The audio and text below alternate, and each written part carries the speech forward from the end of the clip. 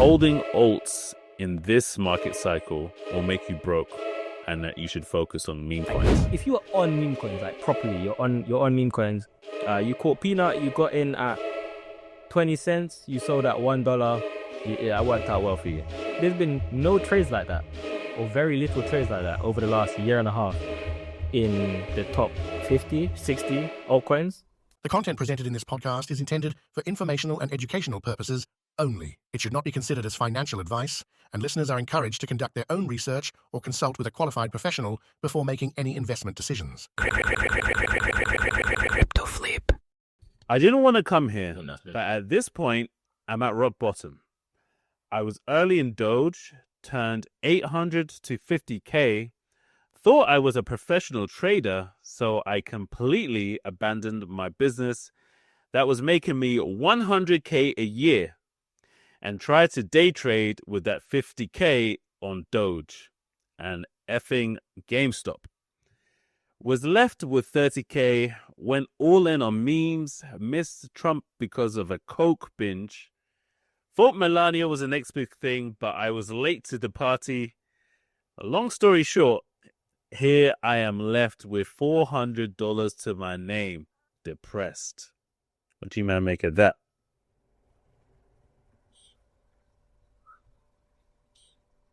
Hey, yo, what can I say? Bro, you know what? 50K to $400 is naughty work for. But this guy is a cop degen, so I expect nothing less. And that he missed Trump because of a COVID. Like, he starts they make it too easy. Loser. Oh, yo, you know how they say, yeah, in the market, for every winner there's a loser. Yeah, this guy makes it too easy.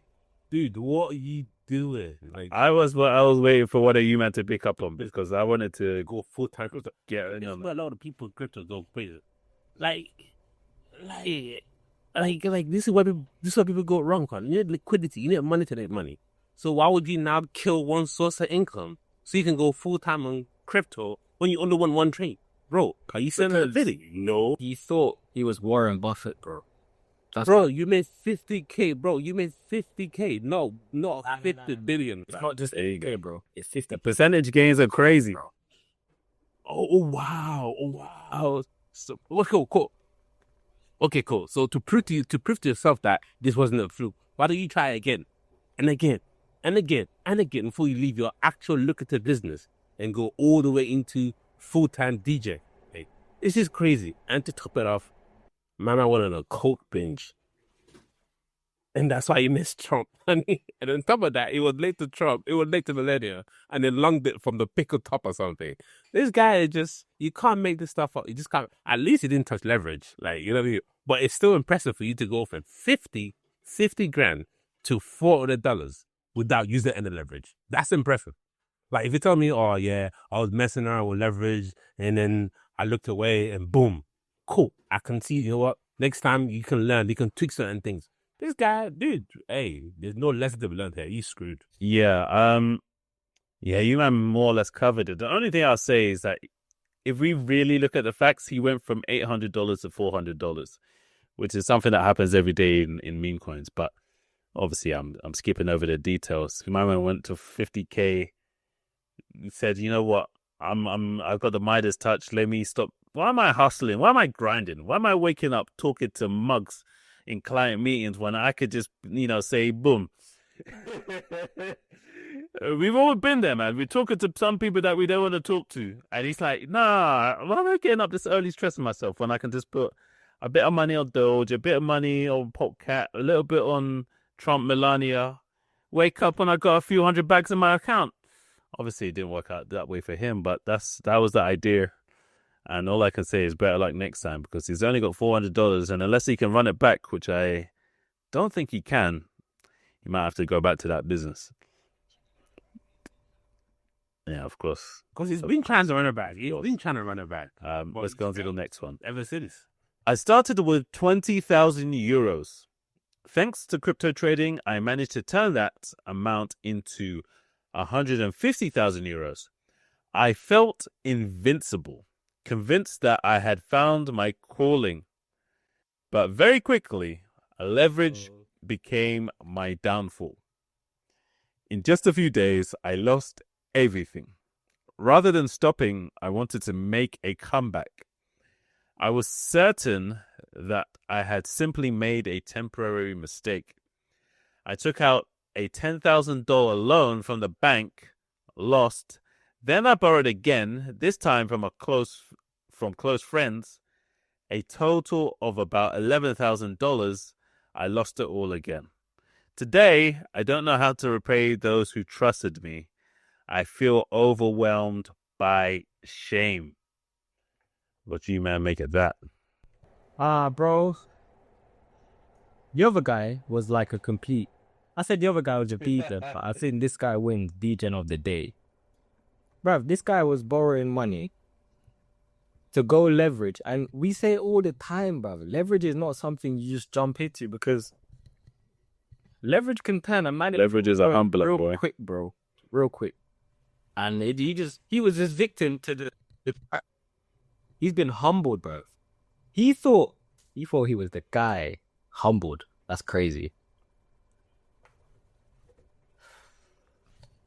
Yo, we said this every bull cycle is lit. Listen, every bull cycle is littered with the blood of perpetrators. When that people gonna learn? You make basically what's that? 20K to 150. That's what 7.5x, bro. Hex fund returns. That's excellent returns, fam. Why didn't you bank it? No. So I guess he used leverage to get to that level and then lost it all quickly back. So what basically gave you the juice to make the money in the market? It's what eventually was your downfall. So, I mean, I know he summarized. I know there was some boneheaded mistake. He was probably coke binging as well. Probably was some kind of effed up drug. So, because it's just, dude, like, that's the only way I can swim this kind of losses. Like, you could at least use a low leverage, 5x or something, 10x. But you probably went 50x or something and then got wiped out. And then to make matters worse, you borrowed money from a bank, you went to close friends, and you lost it. What if I was like, this story would be cool if you actually did this mad risky move and then you made it back and you're now on a milli or something. No, bro, you lost it all. You have to pay the bank back. And you also went to your close friend, lost that money too. Like, come on, man. Where do you even begin to recoup your losses, man? Where do you begin? But at least he didn't leave his job. He didn't leave his business. Unlike some people. Yeah, this guy is...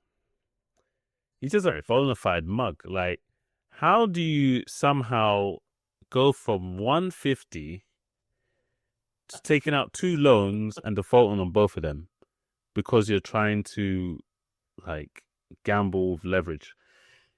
It's like, leverage is bad enough, as Rick already said, but to take out a loan to use for leverage, a loan from the bank, and then you messed that up. All right, fine. Okay, maybe you saw greed and you could have gone in your way. I can accept that one, maybe. But then to go to your friends, your boys, or your girls, whoever, or your family, and then be like, yo, I need some money, man. And obviously, everyone's been in a tight spot once in their life, so you might think, all right, I got you, man. How much you need? Send me about 2-3K. Don't worry, I got you, man. I got you. Don't worry, I'll pay you back next week. Just when this thing hits, I'll got you back next week. So what is it? Don't worry about it. Don't worry about it. Don't worry about it. But when it hits, just trust. You know what? I'll even pay you double. That's how confident I am. And then he goes into the market and he sees leverage. He's either a long or a short, and he chose the wrong one. And then he got liquidated. I just want to know what the contents of that conversation was. Because, you know, I don't know if you men have been there, but when somebody owes you money and you're like, bro, like, you said that you get back to me by this time. So it's like, you send a message, then they're like slow to reply. You send the message, then it's like one tick. Ghost. So to be putting your close friends and family through that is just, it's not honorable. And you, my friend, are degen of the week. But welcome back to the sorry? Diabolical. Most definitely diabolical work. Diabolical. Welcome back to the Crypto Fit podcast. I am your host, Harris King. And I am joined once again with my co-hosts Ricardo and Deji. Don't forget to like, comment, and subscribe if you are watching on YouTube, and if you're listening on audio platforms, don't forget to leave a review, because that really helps us out and will enable us to bring in guests. So it appears as though your favorite crypto tokens could become banks, which is kind of perplexing in a way if you think about it, from where we were to where we are. But Ripple, Circle, and BitGold apply for U.S. bank charters. These firms aim to become national trust banks, seeking integration with Fed payments, rails, and boosting crypto's credibility. So from my perspective, let me just give you my 2 cents before I bring you two in. From my perspective, is almost like the antithesis of the direction of where we should be going in crypto.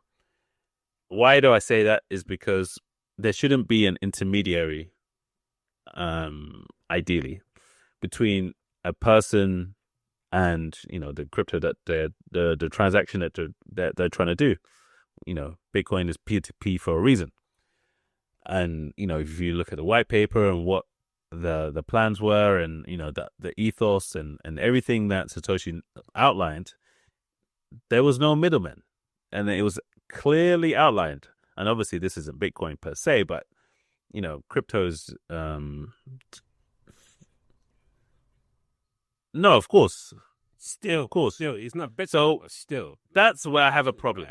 On the other hand, I will say that when it comes to banking, because obviously you need to on-ramp and you need to off-ramp.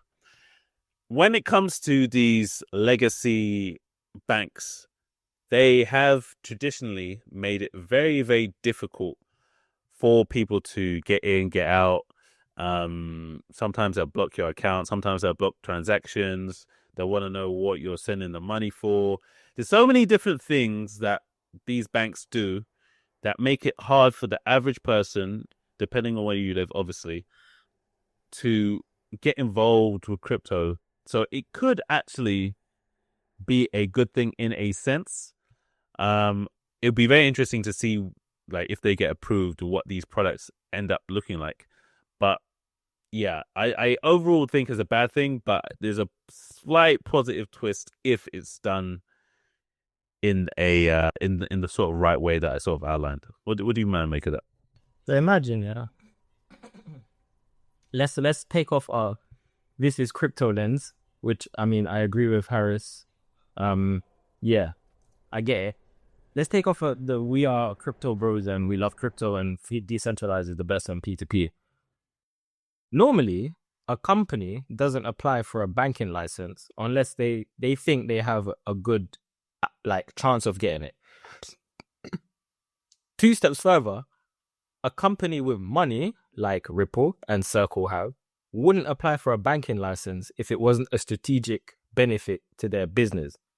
And bro, these men have been screaming crypto for the masses for a while. And I just don't think crypto will get to the masses with money, i.e. the people that are actually backed. I don't think it will get to them. I think it will get to them quicker if there are banking rails versus if there's not banking rails.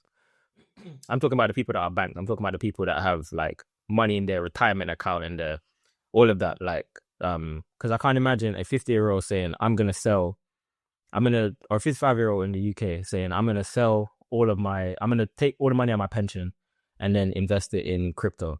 Whereas if it's like, I could take all of the money out of my pension and there's this financial institution, Ripple, which would allow me to transfer my money and do X, Y, and Z with it. Like, I see that as an easier step for them to go in and do some stuff with their money. But I just think this is obviously a strategic play. These guys have been licking Trump's ass for a while. And the fact that they put something in clearly is like, this is going to happen, isn't it? Like, it's going to happen. And I'm curious to see how it will actually affect the market. But don't get me wrong, bro. Wait. Don't get me wrong. You see, crypto Twitter is a terrible place because crypto Twitter is like, you know, the XRP man, the XRP army. They're like, yeah, Ripple's put in a banking application license, and when Ripple gets that license, yeah, Ripple's gonna go to $11. Or that was one 1100, more like I'm another 1100. Ripple to $1,100. Okay. Yeah, but we'll see. Okay, before I jump in here, I want to ask you a question, and then maybe you lot can answer it. Maybe you don't even have the answer. I don't even think Ripple has the answer.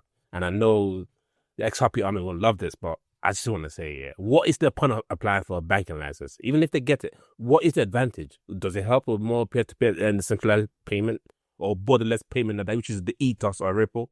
So I don't understand what is the benefit of getting a banking license. Bro, I'll tell you what the benefit is. The benefit of having a banking license is saying, we have a banking license. I'm sure there's something deeper to it. Maybe we can do a little deeper. Easy. Okay, cool. Maybe. Risky. I think you already covered much of the point I wanted to make, but I'll add this point to, yeah. Personally to me, yeah, Ripple reminds me of that project. More like ADA, because ADA is at the point where like they made so much promises, but at the same time, they now can't keep up to that promises where like development is slow. Basically, on-chain activity is minimal at best. You know what I mean? I don't think I've ever, this is not this. Like, I'm not pro one chain over the other. Like, I'm multi-chain. I don't care which chain. As long as the chain is liquid, I'm there. As long as you say, yeah, listen, I got liquidity, I'm there. So, I've never ever met a developer that say, yeah, I push code on ADA or I build on ADA chain. So, ADA just recently, they said they're going to add 100, but they're going to convert a significant chunk of their reserve into Bitcoin.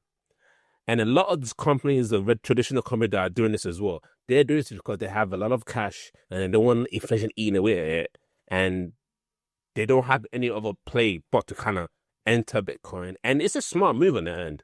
But Cardano doing this, yes, I think Cardano should have done this long time ago.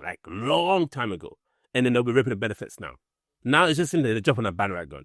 Which again leads to my further point that Ripple just keep doing the same thing. They're just throwing stuff on the wall and hoping something sticks. And then they're basically saying, well, now they can go back to XRP on me. Hey guys, we've now got a banking license. Next step is blah, blah, blah, blah, blah, blah, blah. Like, this was never part of listen, XRP army, if this was ever part of the plan, if you all know there's a bigger move behind this, please educate me. I'd love to be educated. But I just don't see it. Even if it gets approved, I don't see the benefit of having a banking license. What, you're going to now start being your own self-funding custody or something and holding fiat on your balance sheet. The whole point is anyway, well, then I guess they have the stablecoin and we're going to be a digital bank of a stablecoin that now needs to keep one-to-one peg. So that means you need to have some kind of gold or dollar to back your XRP because you can't use Ripple crypto to back your stablecoin. Because that's what thing you did, and then we all know the story of FTX. So, yeah. All right. So let's run for a scenario there, yeah. Apparently, they applied for this for a national trust bank charter, and the aim is for federal oversight and credibility. Obviously, licking Donald Trump's ass, saying, "Yeah, we want to be a part of this. Whatever you put out there, we're gonna do it." Access to the Fed's payment infrastructure. I guess that's obvious. You have a bank, you go through like regulatory confines of the country, and it means that they'll probably ease off them for a while. So imagine holding ROUSD and that reserves directly with the Fed. Easier for people. Apparently, there's this new Genius Act coming, and it's basically going to force all large stablecoin issuers to hold bank charters. And Ripple is just trying to get ahead of this. Totally makes sense again, regulatory perspective. I just think, bro, Ripple's not dumb, bro. And they've been around for long enough, yeah, to have this mad cult following, the Ripple army, but also to actually be in a market where they could have died time ago. Like, the fact that Ripple's had pumps over the last few months or years makes no sense to me. Because I don't think they're following it one bit. And they still have like, yeah, they got obviously, but Harris, you stole my point. That's the main reason why. I don't care what anyone tell me. That is the main reason why. Because the believers believe, bro. They're gonna, but when I hold to is zero, than say, oh, I don't hold to us until it was $10. But For a believer to believe, they have to have something to believe. Man saying it's a cult. Fam, they got brainwashed. Man saying it's Scientology, though. Listen, I'm telling you, dude, I'm telling you, there are. And listen, you said it, yeah. Crypto Twitter is a dangerous place. I know the Dunny, yeah. I forgot his name, something King or He's a huge proponent that Michael Saylor's strategy is fraud, is a Ponzi scheme. Whether it's right or wrong, we'll know eventually one day. He also said Bitcoin matches are delusional, and then on the backside, he's saying Ripple is a much better project. It's light years ahead. It's a lightweight chain. I'm like, this dude is talking out of his ass, like, you know what I mean? Like, literally, and there are people like XRP Army following this guy, retweeting this thing because they really believe Ripple is better than Bitcoin. Like, in what world do you see anyone other than the crypto community, or other than the Ripple Labs himself? You see anyone trying to create ETF for Ripple? Like, do you see BlackRock accumulating Ripple? No, they're not. They're accumulating Bitcoin and Ethereum here. Will be a Ripple ETF though. I'm gonna put out. No. There will be some schmuck who will apply for that for sure. But what I'm trying to say is, in terms of institutional accumulation, in terms of like creating a strategic reserve, no one's basing their reserve based on Ripple, fam. People are basing it on Solana, they're basing it on BNB, they're basing it on Bitcoin, but I haven't heard of anyone other than Ripple Labs base their reserve on Ripple. So, like, I need to know more about it. So hopefully XRP can do. Yeah. That brings me onto an interesting point. So I saw a quote earlier this week, and it was from a YouTube video that I was watching. And just as a preface, he's a meme coin guy. But basically what he was saying is, and I want to know your thoughts and perspectives on this, is that holding alts in this market cycle will make you broke and that you should focus on meme coins. And the thesis is that obviously meme coins have sucked all of the liquidity out of the altcoin market. Obviously, typically you'll be able to sort of sit and forget, and we haven't really seen that. Will we still see an altcoin a rally towards the end of the year? If so, how aggressive do you think it will be? And if we do you think that's positive or negative for meme coins? So what's your perspective on that? Let me get this straight. Some dickhead on Twitter said it's better. He didn't say hold. He didn't say hold. He said trade meme coins versus like holding altcoins.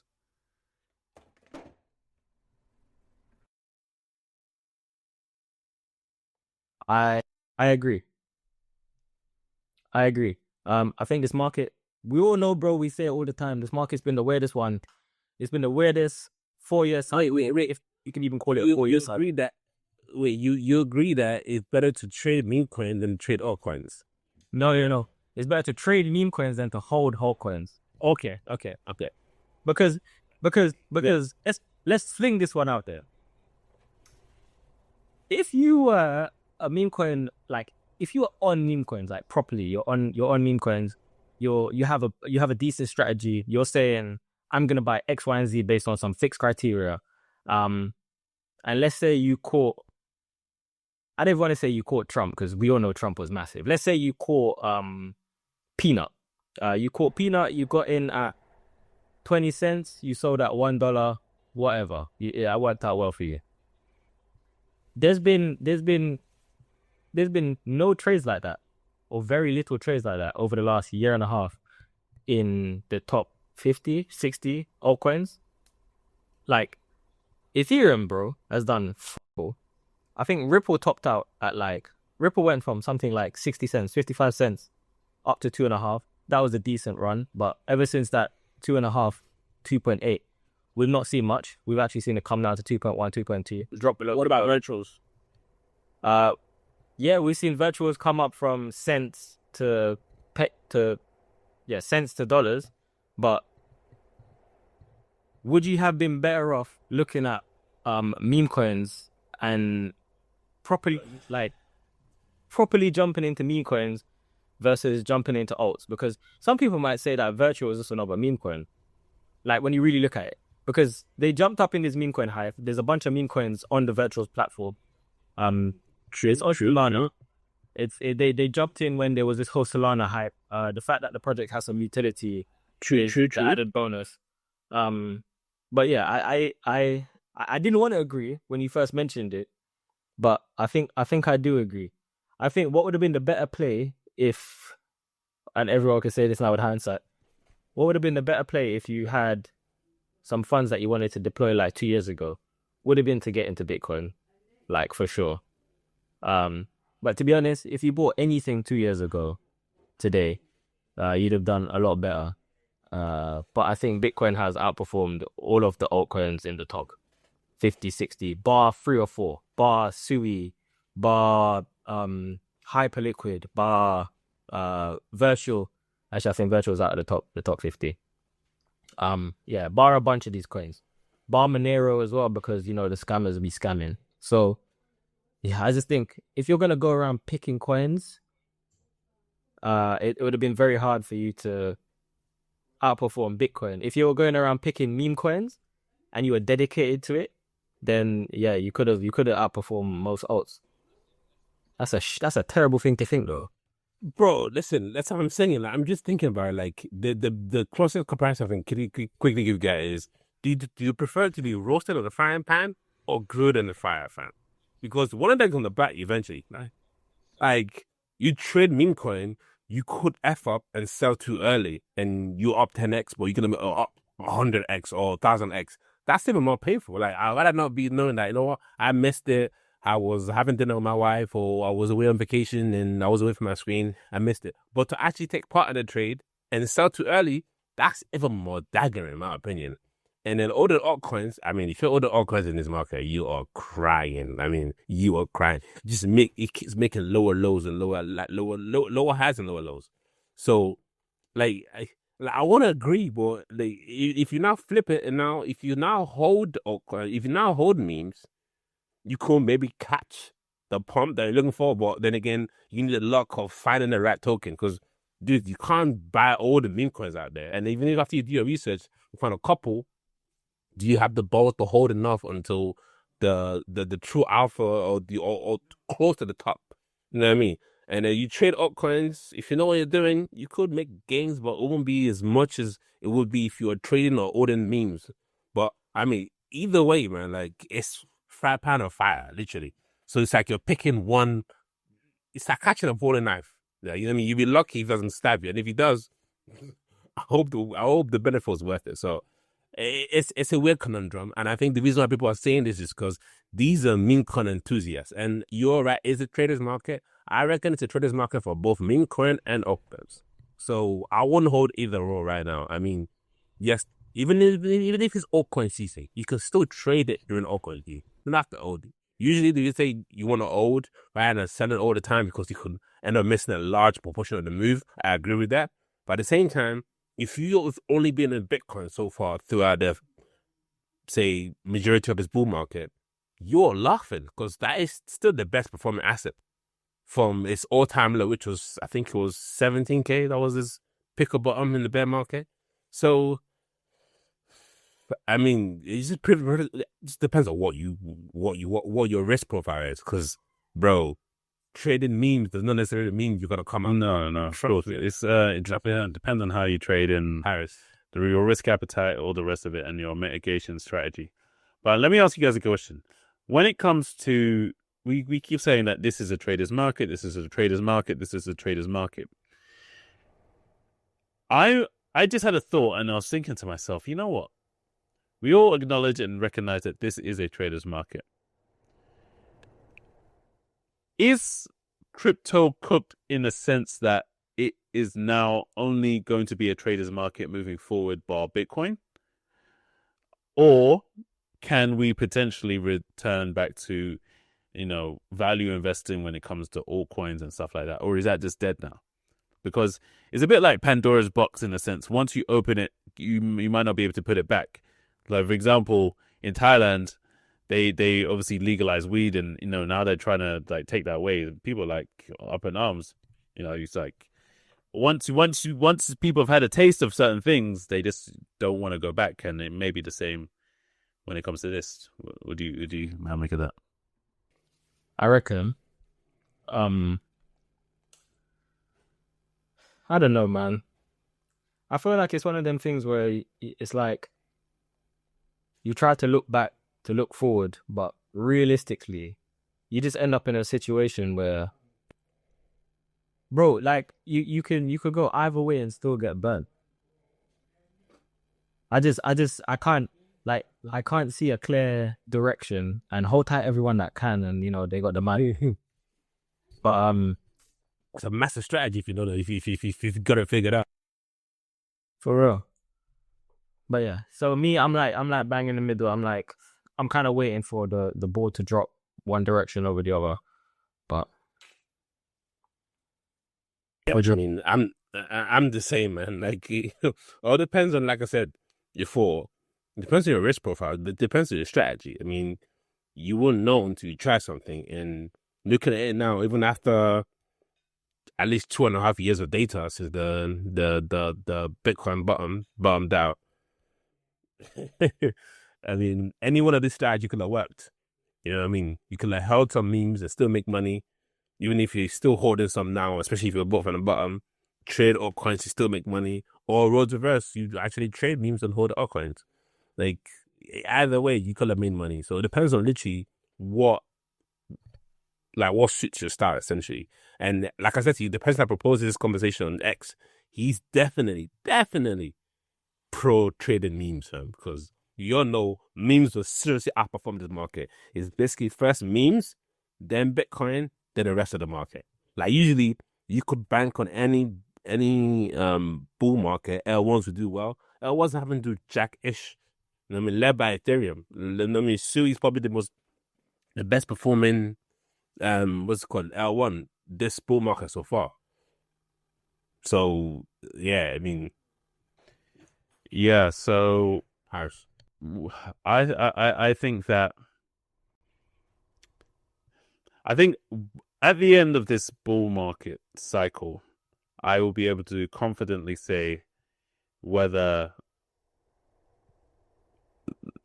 the style of investing / trading has changed forever, or whether, this meme coin super cycle was just like a flash in the pan. And I think that it's very important to understand, because if you don't understand what type of cycle we're in, you're going to be holding, tokens which are going to turn to dust, thinking that they have a future, or you're going to be over trading in an environment whereby people are looking for value. So I think it's a very fundamental question, and it may be a bit too early to answer right now, but you really have to look for the signs and understand where we are and where we're going. And something else that you have to understand is that Solana has officially got an ETF. So it's the Rex Osprey Solana Staking ETF, which launched on Wednesday, July the 2nd. And it's the first US listed ETF to offer direct exposure to Sol with staking rewards baked in, which of 7.3% APY. So this is very exciting. Obviously, Solana has been rumored to have an ETF for a long while. Obviously, after the big two, Solana was one of the ones that people were most excited about, and it's now here. The only thing I'll say is that there doesn't seem to be that much excitement about the ETF so far. And I don't know if that's a reflection of the ETF or if it's a reflection of the market conditions that we're currently in, because things are just mainly sideways. So yeah, I'll be interested to hear what you guys think about that.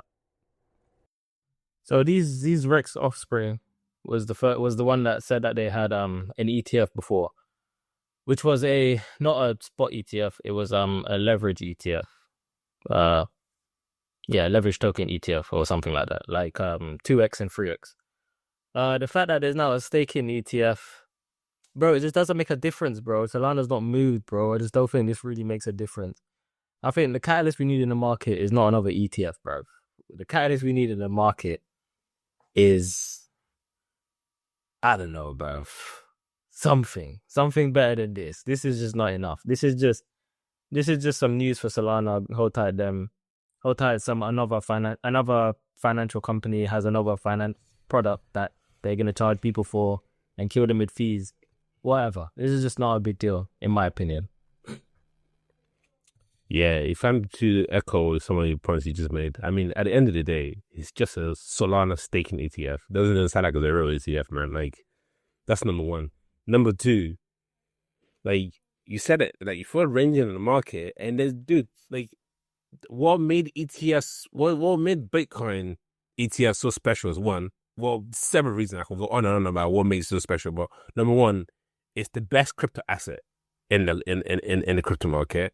Two, the fact that it's a store of value and highly decentralized. Well, people can argue, well, the miners kind of dominate, blah, blah, blah. Now, Strategy, Microsoft, now BlackRock. But no, that it's still the most decentralized. Like, you can't tell me Ethereum that was distributed to ICO buyers that are now sitting on hordes and hordes of Ethereum is decentralized. I mean, come on. You know what I mean? And then BNB, let me get started about BNB. If you're an active person, a user on BNB or on Binance platform, you're naturally given a larger share of the BNB allocation. And if you're smart to hold, you're laughing to the bank now. So to me, what made that Bitcoin ETF so special is because it was the first of its kind, and it was for the best crypto asset in the space. Then the next one kind of came, which is Ethereum, and now Solana, now XRP. It's like, bro, if everyone could afford a Ferrari, they don't want to be special, fam. Like, it's the same thing, like, literally. So it's like, if everyone's, dude, there are talks of Trump meme coin getting an ETF. Come on. So it's like, it's not a catalyst it used to be. If this was a bull market, bro, we'll be getting a bottom reversals trend right now. But it's not. You know what I mean? Like, the market is saturated with good news and excellent news, and we're barely moving. The only thing that's driving Bitcoin prices up and down is mostly because of the speculative buying of these big institutions. Other than that, Bitcoin is not moving as much as it should. People are saying F you higher, but we still haven't turned previous all-time high. We still haven't been in new all-time high. We're now in Q3. I mean, surely that correction is coming. Like, that bottom is looking sweet. Like, that is looking sweet. So if we don't make it all-time high, I mean, I said it before, and Rick also said it before, we're going back down to that monthly fair value gap. It's there. It's there. And people don't want to hear this, but it's there. Yeah, I think you guys hit the nail on the head. The once is news, twice is interesting, and the third time is just becomes wind blowing in the trees. So exactly, we need something new, something fresh, something to drive interest, mainly among retail and obviously newer institutions. What could that be? Obviously, strategic reserve on the actual balance sheet is one thing, which looks unlikely at this point, because I don't think Trump wants to commit any fresh capital into a strategic reserve. Maybe confiscated money, that could be something that happens, but I think we're yet to hear more on that. But that could be something that moves the needle. I think a non-tech company, which is a big company, putting Bitcoin on their balance sheet could also be very interesting. I'm not sure what type of company that could be, but I think if that company was well respected enough and sort of led the charge and inspired other companies to do so, that could also be another watershed moment. What else could be something that could be a catalyst? I guess, obviously, lower interest rates, money printing, things that we've sort of discussed previously in previous episodes. And then, I guess, a retail frenzy. The other day, I was watching Dumb Money. I don't know if you guys have seen that film. And basically, it tracks it's this It's like a biopic, if you like, of what's that guy's name? Roaring Kitty and the whole GameStop phenomenon, and how he went from obviously nothing to tens of millions. And in that film, he was basically showing how this, phenomenon, and obviously it was the first time we had meme investing, and it's very interesting to see obviously how that could, come back in a sense. Obviously, it was different times. It was the pandemic. People had extra money. People weren't spending money. But nonetheless, I think getting retail really involved is something that can obviously drive us to new all-time highs as well. So, those are just a few catalysts I think could and will drive us forward if we're able to get any of them. Until then, I think it's more sideways action and potentially even, a dip. So if that is the case, make sure you have some money on the sidelines. But with that being said, we'll see you guys in the next one. Peace.